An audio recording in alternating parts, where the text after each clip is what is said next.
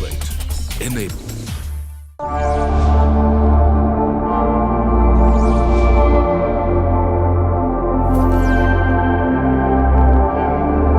Forbes India presents the next wave of cloud innovation in association with Google Cloud.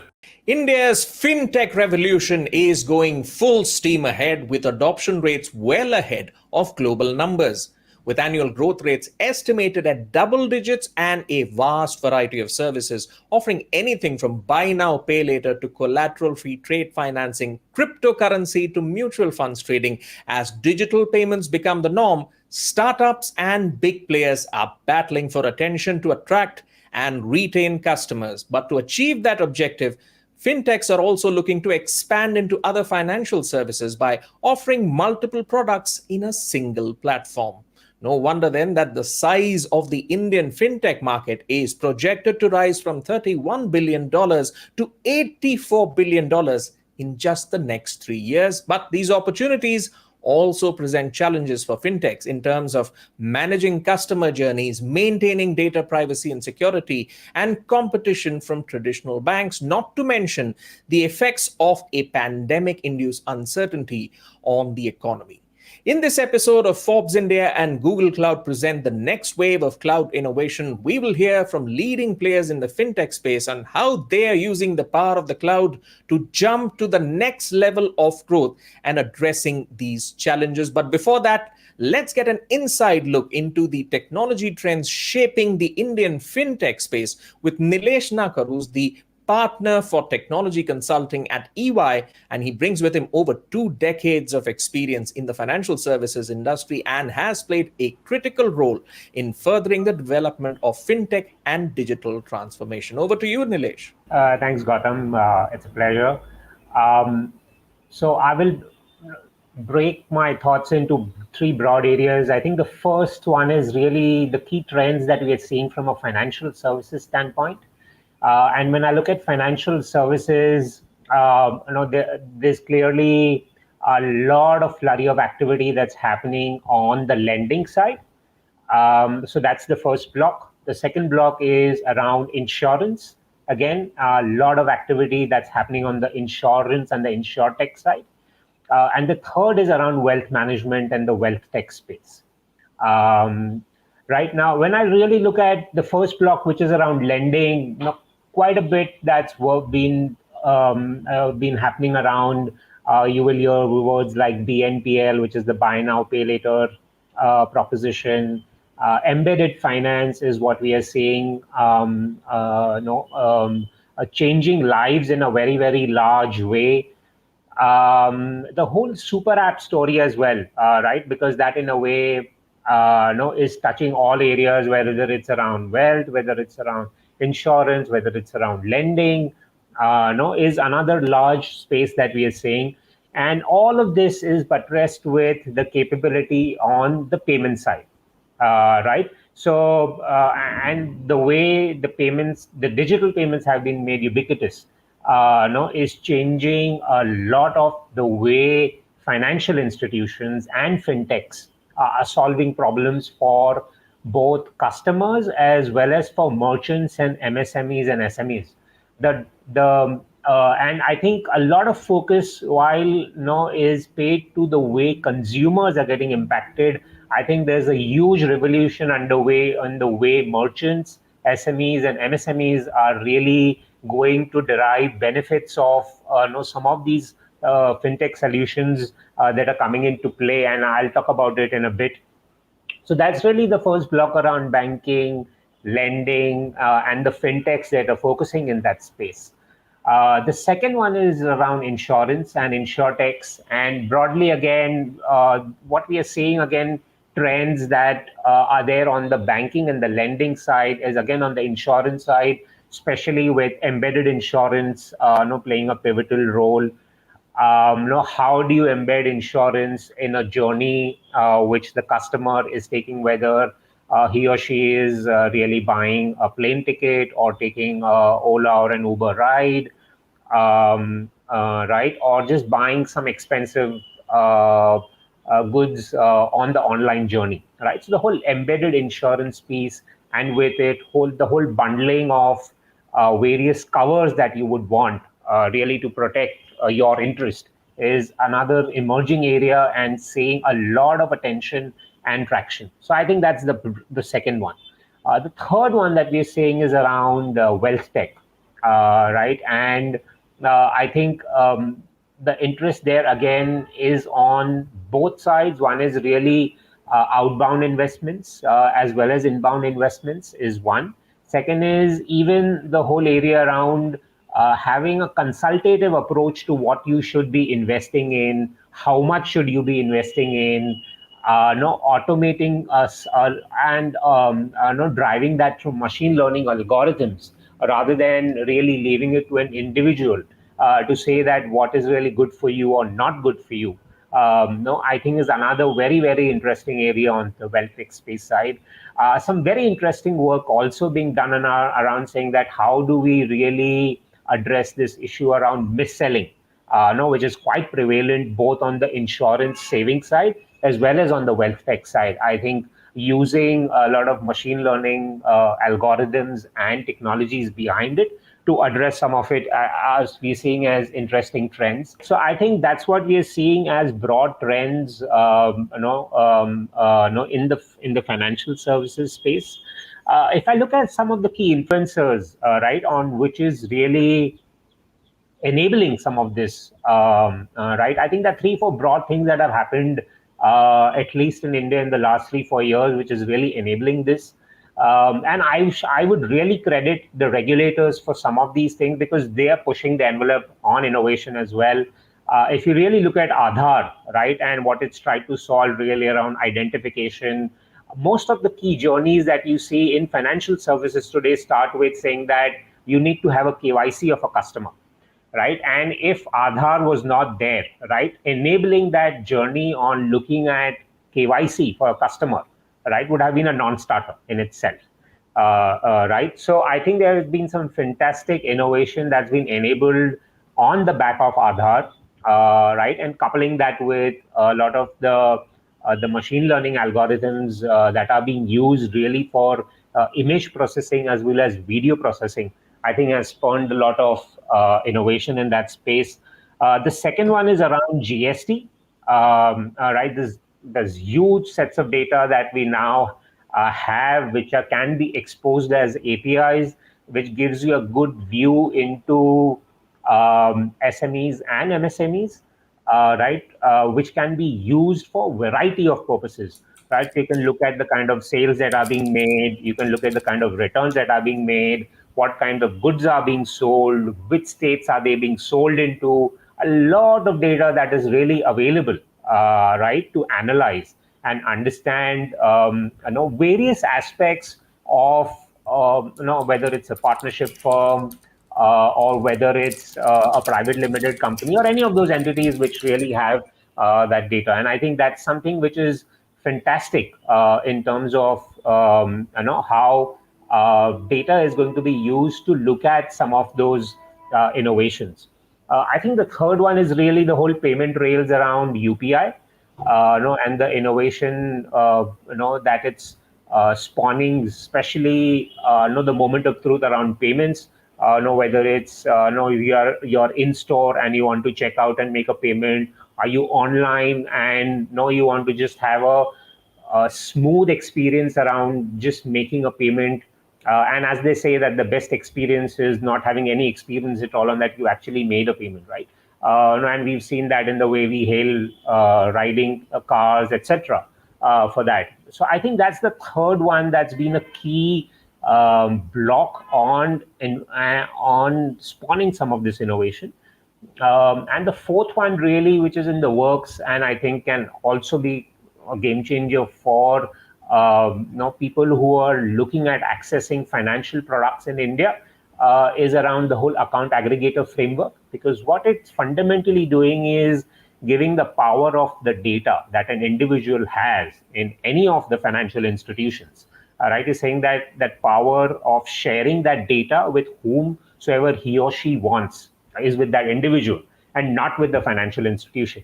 And I think on the back of that entire account aggregator bits, coupled with Aadhaar, GST, the payments data, especially on UPI and other payment channels, I think is going to be something which will help solve a lot of problems. So in summary, if you see the broad trends, whether it's around lending, insurtech, wealth tech, payments, neobanks, the whole super apps piece is something that you really see and you read about, enabled by a lot of the work that has happened, whether it's on Aadhaar, UPI, GST, the whole account aggregator framework, and then the way the cloud service providers can enable this through data, through the ecosystem play, and then through scalable, secure, and quickly implementable solutions. So this is broadly what I would say are the broad trends that we are seeing in the financial services and the fintech space. Thank you very much, Nilesh. You perfectly set the stage for a wide-ranging discussion. Lots to talk about for this sector. And for that, it's time to introduce our panel of speakers for today's discussion. Our lineup features Pushkar Mukhewar, CEO and co-founder at Drip Capital Services India, Ravi Ketana, Chief Platform Officer at CAMS, Ashish Singhal, CEO at CoinSwitch, Murli Nair, President at Zeta India, and Stuart Houston, Director for Financial Services at Google Cloud APAC. As you can see, we've covered the entire gamut of fintech, from trade finance, mutual funds, and cryptocurrency to embedded finance. Thank you, everyone, for joining us for this talk. Let's first understand how you use technology to solve for issues around growth and customer expectations, and then explore the strategies that work. Pushkar, we'll start with you. Drip Capital is betting big on Indian SMEs and targeting 1 million exporters by offering trade finance products that are collateral free with instant approvals and minimal documentation. But the big question is, how does technology help you amplify the advantage of collateral free financing when exporters are only concerned about pricing? And how do you think that will help you scale up to that million customer mark? Glad to be on the show. Thanks for having me. So I would say that when we started Drip Capital, we are a tech first company, and I think we fundamentally believe that technology was the only way to solve the trade finance gap which exists, which is estimated to be about $2 trillion globally, and a large chunk of it from emerging markets, particularly India and China. And the reason why technology was going to be a key factor is because traditionally banks have not serviced the SMB segment well. And the reason for that is today the way banks operate, whether it's acquisition, whether it's servicing, whether it's underwriting, it costs them pretty much the same amount of money to service or to process a large transaction for a corporate as it does for a small SMB. And when you think about the risk return trade-off, given that it's a highly manual process which banks follow, obviously for them, corporates have been the main focus. I guess companies which are larger have been the main focus. So for Drip Capital, I guess right from when we started, technology has been a cornerstone in all aspects of our customer lifecycle, whether it's acquisition, whether it's risk management, servicing, or operations. So I would say that technology has been a critical component in all aspects of our customer lifecycle. And I would touch on a couple of other points. One is that we also started with building with a vision to build a global platform, because we believe the problems which we are solving for SMEs in India are not very different from SMEs globally. Again, it's largely because we have been tech first, and in the way we operate, the way we kind of work, we today have customers in 80 different countries, with of course predominant focus being India, Mexico, US markets. And again, we are operating with a fairly remote operation, and we are able to work with customers globally, again largely because of the way we are structured and the fact that we are a tech first company.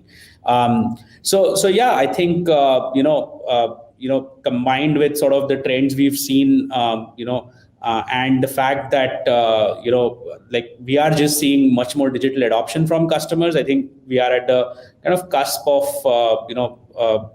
where this can go, and I think it's a massive problem which we are trying to solve, and excited about the next several years. So all right. So that's the story of how a digital first approach helped Drip Capital capitalize on an opportunity to cater to underserved customers. We'll expand on those talking points as we go along. But meanwhile, let me come to you, Ravi. CAMS is India's largest registrar and transfer agent of mutual funds with an aggregate market share of approximately, I think, 70%. It has enabled rapid scaling of the industry while managing the complexities of business operations. But that growth story has come about after dealing with many challenges. For instance, transferring huge amounts of data from large fund clients when they migrate to your platform, making sure that data is organized, aligning clients' business practices with CAMS, handling massive volumes of applications for NFOs. That list keeps going on. So what lessons has CAMS learned in using technology from all these experiences in positioning itself as a knowledge partner rather than just, say, a service provider to AMCs while providing unlimited delivery of services at zero cost? Yeah, I think if you see currently, bulk of the transaction processing is digital. So it used to be a paper-based and manual, but now everything is more or less come to a digital. And also thanks to the COVID, so that also accelerated the entire digital journey on that. So the way we handle it is bulk of the our processing and all, we give APIs to our customers, AMCs and all. All the digital properties come into CAMS using the APIs what we provided. And we also have digital properties from our side itself. So it is a completely open architecture where anybody can come and hook up to our core platforms. And second thing is the data. So the data what we create, we also analyze, summarize, and federate with the our customers. And we provide the lot of real-time data analytics and also the insights to our customers. See, for example, if we see, again, the COVID also created a lot of problems. Suddenly what you see is the some customers are stopping the SIPs and all. So with the insights and all, we are able to come up with a very clear-cut roadmap. If they continue with the SIPs, how they would have got more. So some of the education side, because a lot of times the financial literacy is a problem. So people also need to be told about it. So we also provide a lot of those insights to our customers. And third thing is the mutual fund is a very regulated industry on that. So everything what you do is has to be picture perfect, and also it has to be in line with the regulation that is put in by SEBI is one of the regulator, and also we have some of the business products, RBI, PFRDA, and so on and so forth also comes in. So you also need to comply with the very stringent regulations on that one. And last but not least is the privacy controls. So whatever you send it out, you also have to ensure that the data that goes to the right person at the right time on that one. So all of them put together, it is the ability for customers to hook up to the CAMS platforms, and ability for us to process, analyze, and give the insights to our customers, and make sure that we are within the regulation and also within the regulation for the privacy part of it. So all of them put together, it also a great responsibility from CAMS side to give a user experience part of it. See, one of the key things which you all ignore is the technology. See, technology is the one that only gives us a way to handle it. But how do I give a user experience to my customer is you can always do with whatever you have in hand. For example, the way I define the best designed app or a website is a fewer clicks and faster time to load. These are the only two aspects I see it. If I can complete my transaction with a 1 click or a 2 clicks, so that's probably the best designed app or a website, I call it. So that user experience also, it's very important for us to manage it, both on our properties and also customer properties. So we put a lot of emphasis on that side. We say the ethos of a good system is the faster load, few clicks, user experience, regulation within the regulation, and ability for us to take out insights. So all of them helps us to service our customers better, and we continue to do innovation on that side. And now, as some of you also talked about the account aggregator and all, as you know, we also, CAMS also got a license to operate account aggregator. So we are also trying to bring the lot of financial inclusion by bringing the asset side of the financial products onto the market. So that definitely helps us, whether lending or any other products that you bring in. So that's what we have been doing in the CAMS. Yeah. All right. So that's the growth journey of CAMS and of course of Drip Capital that we have heard from the trade financing and mutual fund side. And when we talk about financial inclusion, I think that context has also changed to serve a lot more customers than they were used to. Let's shift focus now to cryptocurrency, one of the hottest stories coming out of the fintech space. Ashish, CoinSwitch Kuber's average user age is about 25 years, I believe, and you are adding, I think, 1 to 2 million users every month, of which 60% are new users. Of course, you are now India's second crypto unicorn. So what are the strategies driving customer acquisition for you in this hyper-competitive marketplace of cryptocurrency? And more importantly, retaining customers, especially with that overhang of regulatory uncertainty. How are you doing it? Gautam, thanks a lot for inviting me first and for the amazing question. I think when we entered the market in March, when we looked into the market after the RBI ban got reverted in March 2020, I think the gap that we saw in the market was that cryptocurrencies was always assumed to be a very complex product in general, very software driven, very engineering driven. And a lot of people were afraid to even go and understand what cryptocurrencies were, right? And that's where CoinSwitch Kuber kind of pioneered the way of helping provide simplicity in the crypto domain to every retail users in India. We launched in June 2020.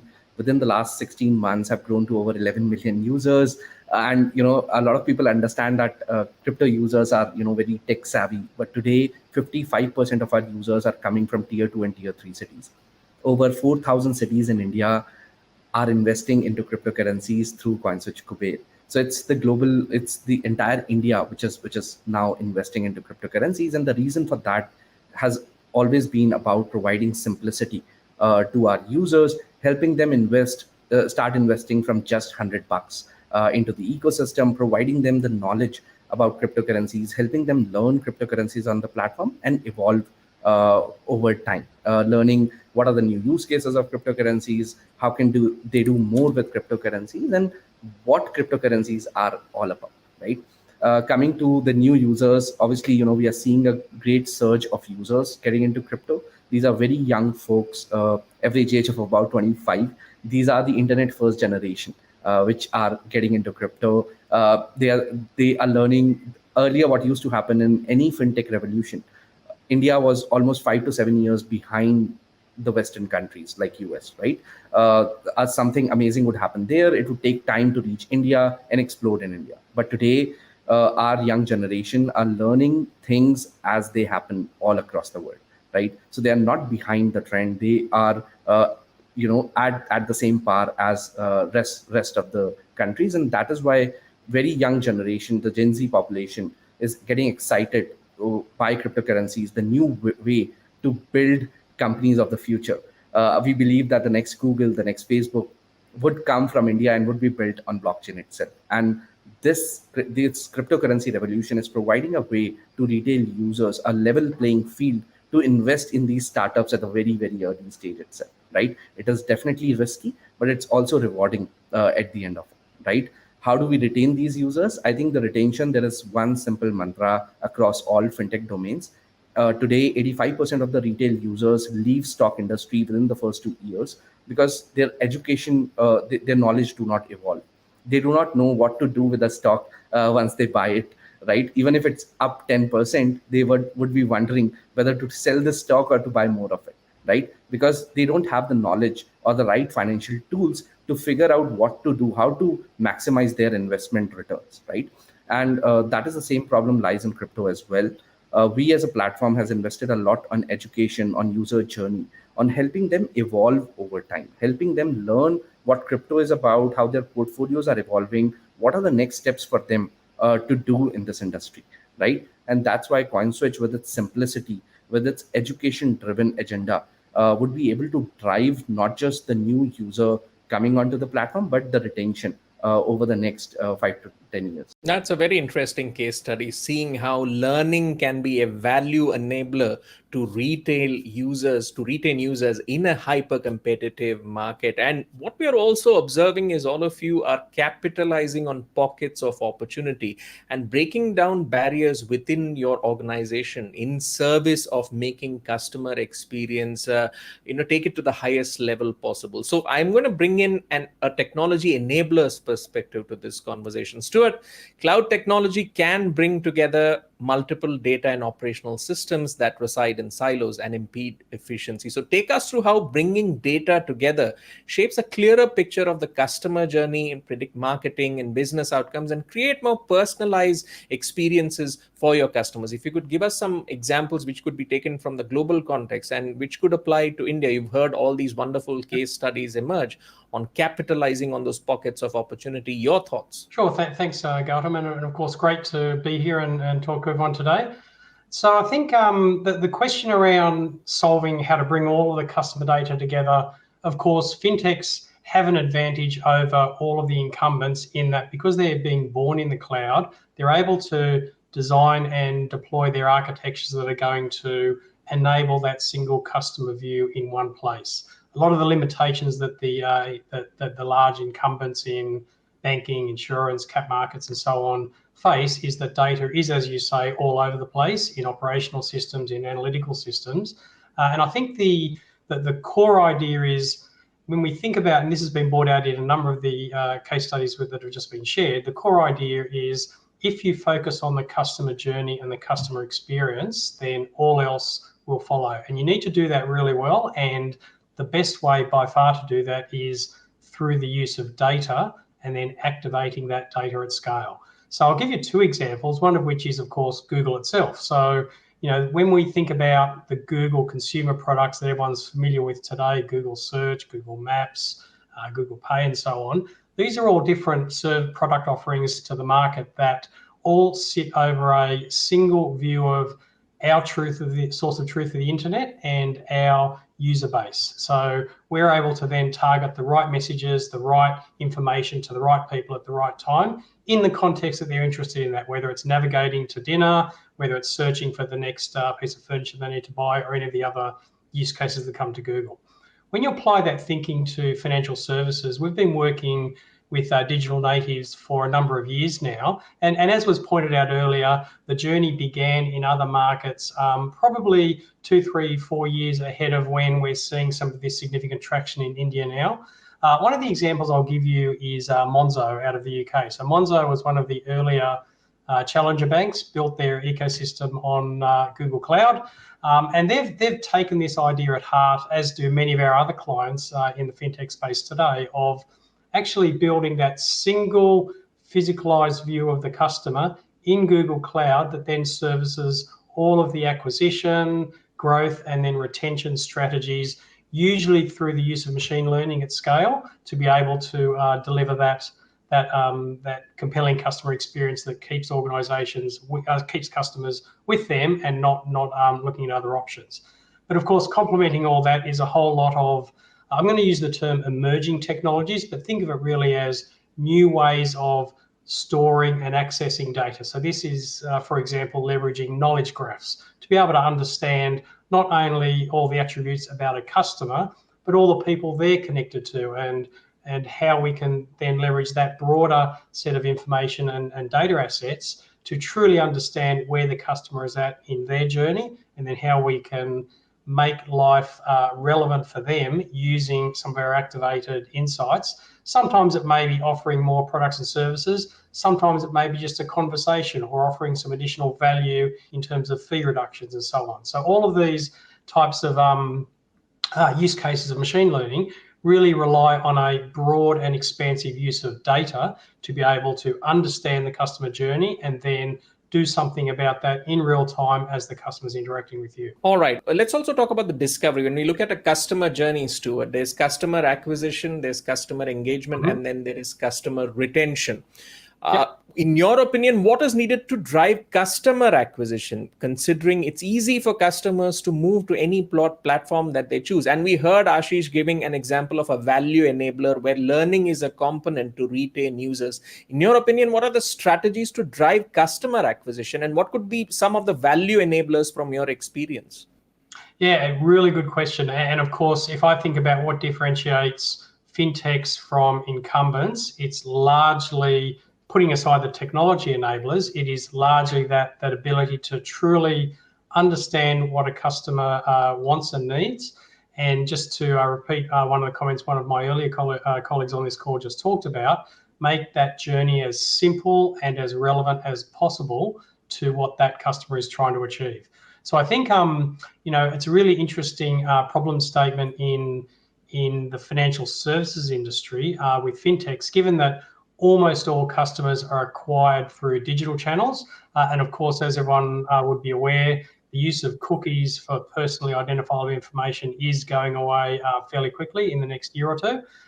So I think the industry is going to need to think through, how do we best acquire those customers, given in some cases we know a little bit about them because they're existing customers. In other cases, they're prospects that are coming to our digital storefront, whether it's an app on the phone or whether it's a website.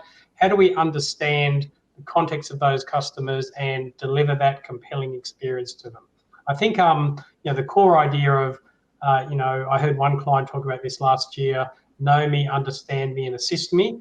It really goes to the heart of how do we target these customers, how do we acquire them, and then most importantly, how do we keep them? Because in the new digital economy, embedded finance as a theme will be a major enabler of the future. And in that world of embedded finance, it will be very, very easy to move organizations when something doesn't work in your favor as a customer. So being able to understand what's happening, being able to deliver that as a unique value proposition. So another great example I'll give you here, one of our global fintech clients, Revolut. So Revolut excel in building services that are country specific, where they are not able to offer a particular service in a particular country for regulatory reasons. They're very happy to partner with third parties and bring those third-party fintechs into their ecosystem. So it's almost a platform economy of fintechs focused around the customer journey, not focused around the various products that the different fintechs will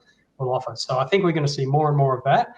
And I think that open ecosystem connected through microservices, and I think we might talk about this a little bit later, is going to be a core identifying success factor for those fintechs that will continue to grow, become unicorns and beyond into the future. All right. You mentioned embedded finance. I'm going to get another enabler point of view on that, since Nilesh also highlighted that as a key trend, that invisible thread which ties in everything together around finance, where the customer goes about their daily lives without realizing what it is. Murli, you said in an interview that 2021 has been a breakout year for embedded finance, which you describe as a seamless joining of traditional services such as payments, processing, or any other financial service into a non-financial app or website. Now, the idea for Zeta, a full-stack cloud-based neo-banking platform for issuing, say, credit, debit, and prepaid products, is to help banks and fintech businesses use the Zeta platform and go where the consumer is today. So how do you make financial interaction seamless and invisible to typical user journeys successfully, considering access to customer information is still an unpredictable landscape? Thank you very much for having me, Gautam. And this is, as you mentioned, a very exciting phase of our lives where I think there is cataclysmic change happening in the way consumers interact with payments. So why do we exist? The first question to answer is around the fact that banking technology has not really changed in the last 25 or 30 years.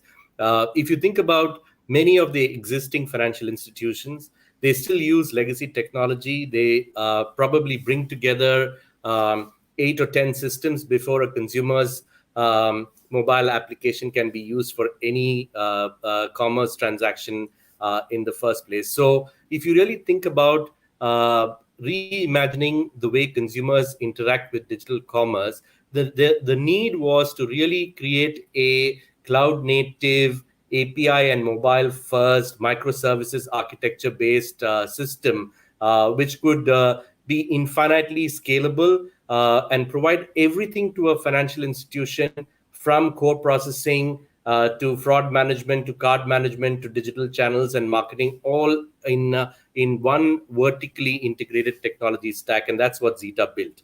And the reason why we've had tremendous success in the last 18 to 24 months is simply because of the fact that the pandemic situation made it mandatory for banks to offer scalable solutions to their customers.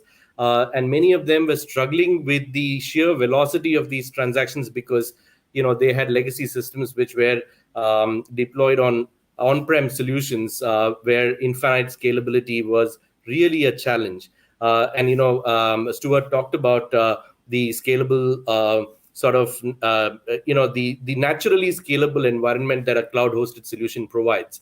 I think what we've been able to do is to leverage that infrastructure of these cloud providers, create a ground-up system which integrates and provides seamless payment experiences or banking experiences to customers.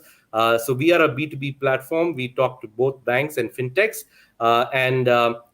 basically banks and fintechs can use our technology to offer fantastic solutions to their customers. So I'll just talk about what makes us special in some sense. There are a bunch of innovative features which we have come up with, which makes the payment experience seamless. You mentioned the interview that I'd given some time back. Nobody wakes up in the morning to say that I want to make a payment, right? I mean, it's the last thing on anybody's mind is to want to make a payment if you know. So you wake up in the morning, you got it ready to go to work, and you want to grab a coffee at Starbucks. You want to grab an Uber.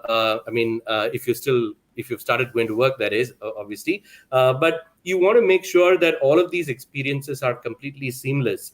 And so when we conceived of our payment platform, we conceived of our experiences in a way that is delightful for the consumer to use. The UI UX that we can produce off of our platform incorporates some fantastically cool features. I'll just give you a couple of examples. One is called Swipe to Pay. All of you, when you do e-commerce transactions today, how much of a struggle it can be when your one-time password comes into your mobile phone as a message. You have to then leave the application that you're using, let's say Amazon or whatever. You go read the SMS, and as you get older, you kind of struggle to remember a 6-digit number.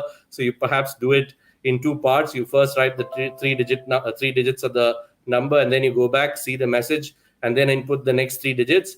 All of this is obviated by what we call Swipe to Pay. The Swipe to Pay feature uses the fact that a customer who's using his identity to unlock the banking app on the phone, his credentials are therefore already recorded. And when the customer initiates a transaction, our access control server simply invokes a Swipe to Pay motion on the phone. You simply swipe right, and the transaction goes through, and that becomes a second factor of authorization.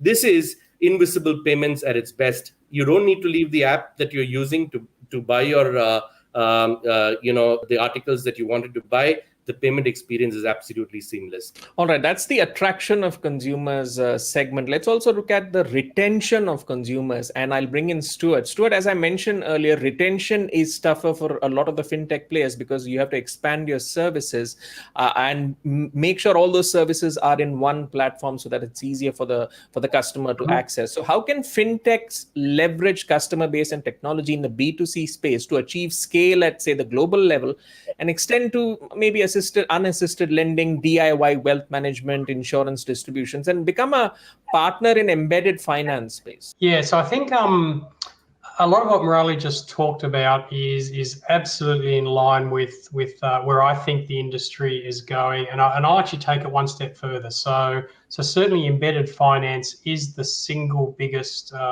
trend, if you like. If I sort of think forward 5-10 years from now, I can see a scenario where all financial services are essentially APIs, and those APIs are provided by fintechs, established banks, established insurance companies, and me as a consumer will have my personal, almost my bank of me, and my bank of me, I will be able to go and pick and choose the different APIs that I want to build my financial capabilities, whether it's insurance, whether it's transaction processing, payments, whether it's investments and trading, all of those different things, all pulled together into a experience focused just on what I need and what I want, and aligned to my life stages and journeys and so on. So I think the core idea is to think about all of your products and services deployed through APIs, and whether you then today deploy that API using your user experience, or you make that available to third parties, and then they label that, they provide the front end to that they think is based on their value proposition. I think that's where we're going, and we're already seeing good examples of that, certainly with some of the larger banking clients that Google Cloud has, of building out whole new business models and new revenue streams on the back of this API economy, and thinking about APIs as products to enable an embedded finance future. So a great example of that would be Bank Rakyat Indonesia, BRI, who have built, using Google Cloud and our API capabilities, a whole new set of capabilities to allow rural lending with instant eKYC checks, as we talked about a moment ago, instant credit scoring, and provide third-party agents to be able to deliver that service into rural communities in Indonesia. In some cases, it's branded BRI. In some cases, it's white-labelled. But that idea of building out an ecosystem to allow you to scale much bigger than your physical infrastructure in terms of branches and internet channels and so on allow for, is certainly something that's going to be an enabler of those that are successful in the future. All right, so let's distill all those talking points so far into, say, 2 or 3 best practices for fintechs to follow. So, Stuart, in your opinion, considering moving infrastructure to the cloud, it means more accessibility, flexibility, and scalability for both fintechs and financial giants. What are the best practices and performance standards that fintechs must adhere to while embracing digital transformation to remain competitive? The best practice standards. So, I think there's a number of elements to that. One is thinking about what is needed from a customer experience perspective. So if I was to try and distill this down into 4 core best practices, one is focusing on the customer experience. So in Google language, this is focus on the user, and then the business model will follow. So how do I deliver those great experiences at scale? And that requires digital technologies, it requires machine learning to be able to provide assisted or automated engagement channels and so on. We need to think about the profitability of the business at scale. So in other words, how do we take advantage of the cloud's ability to scale up, scale down in real time based on customer demand as you go through peaks or troughs based on what's happening in a country or a major global event such as the pandemic? How do we accommodate all of that? The third one, I think, is unlocking the full value of data at scale. So one of the identifying factors of legacy or incumbent institutions today is they use somewhere, depending on how you estimate it, between 5 and 10% of the data that is stored within a bank is leveraged across all of the other parts of the bank. So the fintechs that are able to leverage 100% of the data that they use will be the ones that will absolutely be the quickest growing and the most profitable. And then, of course, underlying the first 3 dimensions is the one of the security and the regulatory framework. So being able to manage regulatory compliance at scale and know that as you want to expand into markets beyond the Indian borders, that you don't have to go and spin up a whole new set of servers and infrastructure and so on, because you're using a cloud provider that already understands how to work with the regulators in Singapore, in Australia, in Hong Kong, in Japan, and so on. So I think understanding the ability of your cloud provider to be able to work with you to support those regulatory and compliance initial requirements as you expand globally is a key enabler. All right, let me take the third point that you mentioned, unlocking the full value of data at scale. And let me bring in Murli and Pushkar for their views on how the unlocking the value of data changes the interplay between, say, the banking and fintech universe, and how things are going to pan out from, say, a B2C and a B2B perspective. Murli, what interesting business models do you see developing as boundaries between the two dissolve? I'll get your view first and then on to Pushkar. Sure. So I think one of the major aspects of how banks and fintechs are trying to jointly solve the problem of using or leveraging data for solving consumer business problems is around the fact that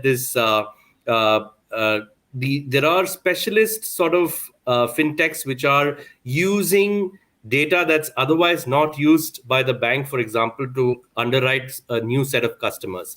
So we are seeing evolving business models where modern fintechs are using their deep insights of their customer base, whether, for example, if they understand a set of micro SME customers in terms of their patterns of cash flow, for example, in their businesses, then those data points can be leveraged by banks to underwrite customers. Now, banks historically have not solved for credit underwriting because they tend to follow set patterns, right? They look at what is taxed income from an SME customer perspective, for example, to lend. However, now they're able to access other data points which were otherwise not being leveraged. So that's one example. The second example is solving for unique requirements of sets of customers, right? So the fintech is able to go deep into segments where the bank, because of their cost of operations, cannot reach some micro segments of customers with unique behavioral stroke economic habits which are different from the mainstream. So the fintechs are solving for such problems, and they are leveraging the fact that a bank's license can be used to lend to these customer sets, for example. That's a second sort of use case that we are seeing on the consumer side of things. On the B2B side, what we are really seeing is partnerships between fintechs which are solving for medium-scale corporate kind of use cases in partnership with banks. So these are some of the examples that come to mind when big data and non-traditional data is being leveraged for underwriting by financial institutions. All right, let me come to you, Pushkar. Considering you capitalized on that opportunity of providing working capital to exporters, where a lot of the banks didn't, your thoughts on how the interplay between banks and fintechs are going to play out? Have any of the larger banks approached you and said, work with us? So absolutely, I think we've definitely seen a change in the last 4 to 5 years in how banks have been sort of thinking about fintechs. I think fintechs were kind of almost too small to be a focus for most banks, but I think in the last 18 months or so, we are definitely seeing much more change in that approach, right? So we actually today work with a couple of major banks. We have a strong partnership with ICICI Bank, where we are basically offering a co-branded solution to SMB clients of ICICI banks who are exporters, and we are able to basically offer them a transaction financing solution, right? I think it's largely the ecosystem which is now starting to take notice. So it's not just banks, but we also are seeing interest from very large, for example, logistics companies or shipping lines. Because again, the idea is that can you make the product relevant to the customer, and can you offer it at the right point in time in the customer sort of journey? So shipping lines, for example, are the natural points where customers are booking containers, right? And that's where they're thinking about also, how do you finance this container or cargo which is moving out, right? So yeah, I think as we think next 4 or 5 years, I definitely see us doing a lot more on the partnership side, and a lot of these are inbound interests as well, where we definitely see an interest from the ecosystem broadly. So yeah. Murli, coming to you, banks adhere to a set of traditional systems and legacy frameworks, unlike startups. Now, a fintech startup intervening with the bank's legacy systems, it can cause the emergence of, say, new and unforeseen risks, like, say, strategic risks or compliance risks, operational or cyber risks. So how can these be addressed with strategic planning? Gautam, this is a great question and a very, very interesting area that we have to watch very carefully. What we do in Zeta is basically we, as the intermediary which connects the banks to the fintechs, take on a lot of the responsibility for ensuring operational compliance and making sure that the compliance requirements from a technology standpoint are met. Therefore, we believe that banks are actually better off working through an aggregator in some sense like ours, who then becomes the single point of monitoring regulatory compliance from both an operational and a onboarding or a risk management of onboarding customers point of view. But the macro trend that needs to be really thought about is that the regulator in India, despite everything that we say about them, is actually a very progressive regulator. I think Nilesh made that point. They've been one step ahead in terms of making sure that the regulatory framework for every single possible situation has been well thought through, well researched before rolling it out. And I think from a payments perspective, I believe that we have a regulatory framework which is extremely friendly towards the new use cases that fintechs want to support, and at the same time ensuring that there are enough checks and balances to make sure that the customer's money is protected by the system, which is why you will find that there is a requirement that a fintech needs to partner with a regulated entity. The balances, even in a credit situation, the balances have to be reported through the bank, and the bank is ultimately responsible for ensuring that the fintechs comply with all the regulatory requirements. So I think it's a great framework. It allows for innovation in technology. At the same time, you have to protect the economy by making sure that there is no systemic risk. I think they are doing a tremendously good job in a very, very complex environment. Absolutely. And the regulator is playing their part in terms of, bringing in data security norms, because in some of the earlier talks that I've had with players in this sector, they say that it's not just about one company doing it, it's about the entire ecosystem thinking about compliance and security. But as we talk on data security, let me bring in Stuart and Ravi for their point of view. Stuart, zero trust verification and encrypted data have increased cloud security in recent years. Now, when used alongside measures such as employee education and access control, among others, the cloud proves itself no riskier than traditional IT infrastructure setups. So I want to ask from you, how can new age fintechs enable data security and measures while upgrading to new intelligent technologies and innovation? In a sense, it's kind of like changing the engine of an aircraft while it's already on air. So how do you do it? Yeah, thanks. So this is a really relevant question to every organization we work with, fintech up to the large established institutions. I think I'm going to make a controversial statement to begin with. I would actually argue that the cloud is more secure than anything that was able to be done on premise previously, purely because of the investment and the focus that cloud providers are able to put on delivering zero trust security. So whether it is, everything we do is encrypted by default, at rest and in transit, with customers having access to obviously all of the encryption keys necessary to secure that. That's a default for everything. That's not something that needs to be added on. In the traditional on-premise world, there are a lot of security holes and consequently a lot of attacks on institutions because of a lack of consistency, a lack of focus and investment in the deepest level of security possible. And I think, whether it's some of our software zero trust security techniques, whether it is, the fact that every piece of hardware that Google leverages in our data centers and that we provide to our customers through things like Android Chrome devices and Google phones and so on, all use a Titan chip, which essentially is our method of delivering that assurance of security at the highest level of detail possible. The other thing I'd add here is that, in addition, Google at its heart is a AI company that leverages the data that we collect and AI to activate that data at scale.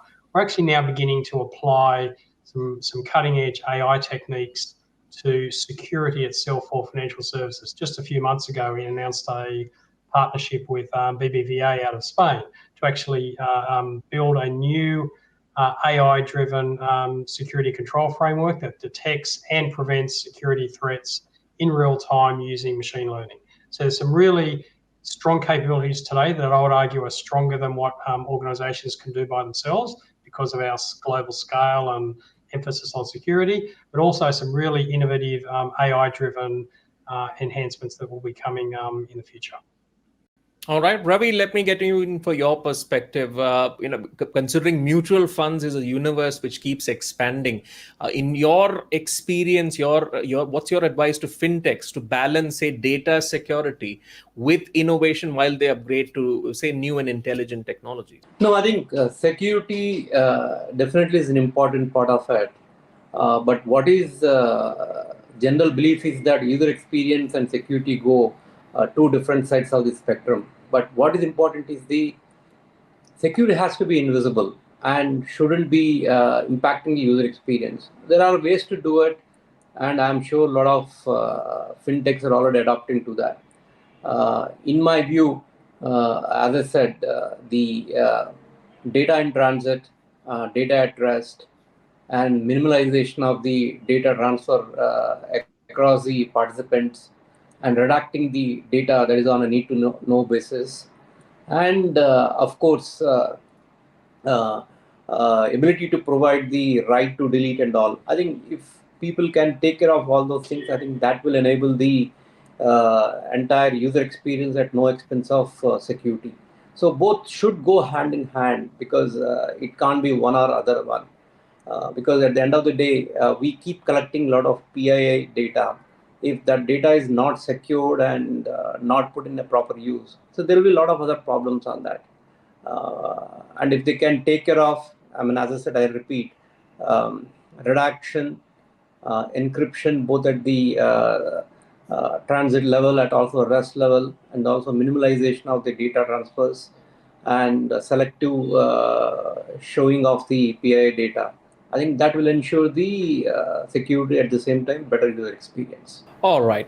Now, as we head to the last leg of this conversation, let's also understand the growth opportunities that come with scaling up and how to do it. Stuart had given an overview of the 4 pillars which could help enterprises do that. I want to get a response from, say, Ashish and a few of the others as we wrap up the conversation as to how to do it. And Ashish, in terms of driving down costs by reimagining operations and creating a sustainable path to profitability through innovation, what, according to you, should be the basic tenets that fintech should follow if they want to scale up to a global level and extend to other areas from their core services? I think first and foremost is definitely solving for the user, right? There are a lot of problems. The fintech is kind of broken down from a user perspective. Today, we are investing in mutual fund in one platform. Today, we are doing banking needs on another. Today, the payments is done by Bheem app. So the entire ecosystem is kind of broken, and creating a more cohesive experience for the user would help not just in retaining the user, but also help in the growth opportunities as well as becoming profitable. When you solve a problem for the user, users are willing to pay for it. That's what we have seen in the last 4 years of our journey as well.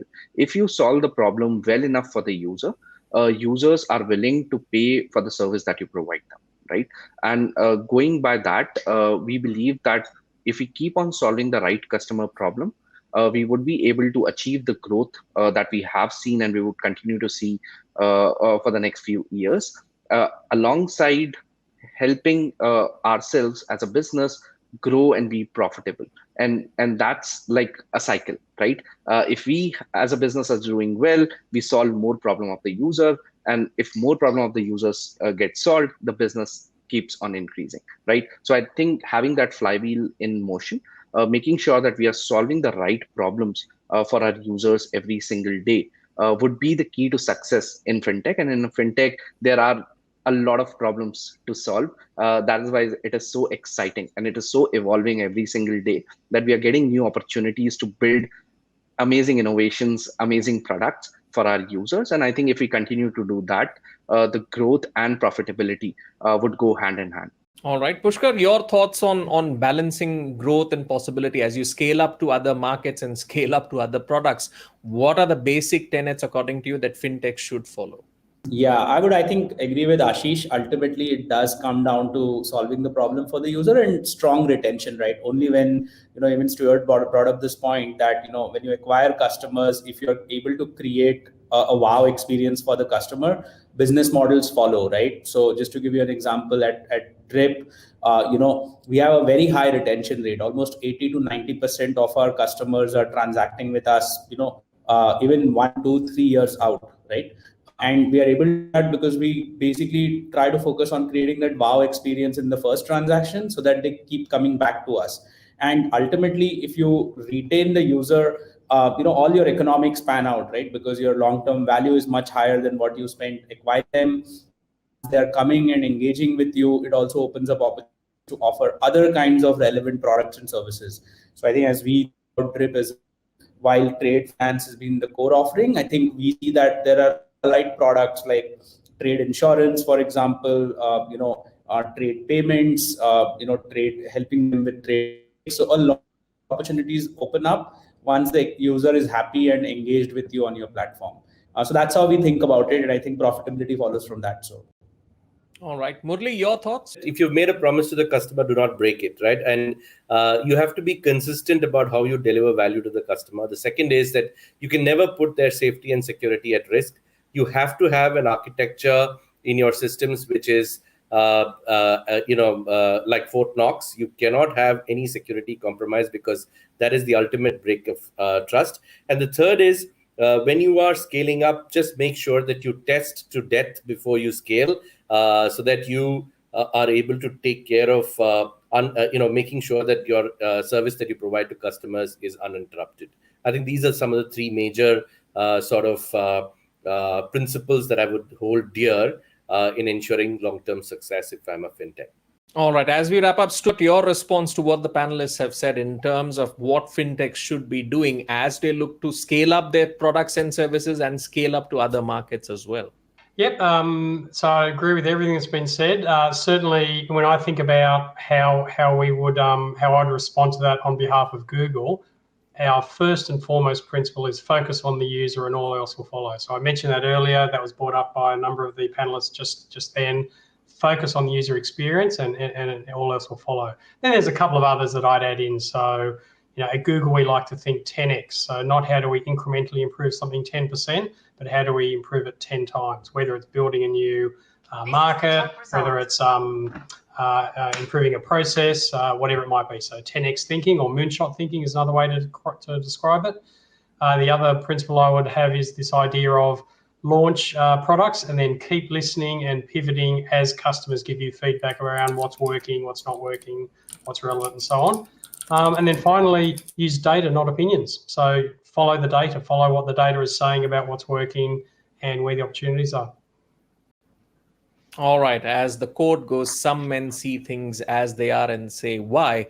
I dream of things that never were and say, why not? I guess that applies perfectly to the fintech industry. But we've run out of time. On that note, it's time to conclude this episode of Forbes India and Google Cloud present the next wave of cloud innovation, where we've learned from the best in the fintech business as to how they're using technology to power the next stage of their growth. I'd like to thank all the panelists for sharing their insights and lessons on the topic. And of course, thank you to our viewers for tuning in. Till next time, this is Gautam Srinivasan signing off.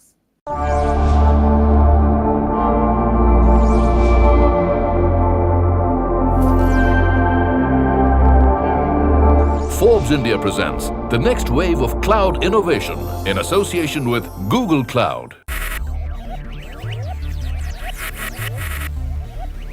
Focus, ideate, innovate, enable.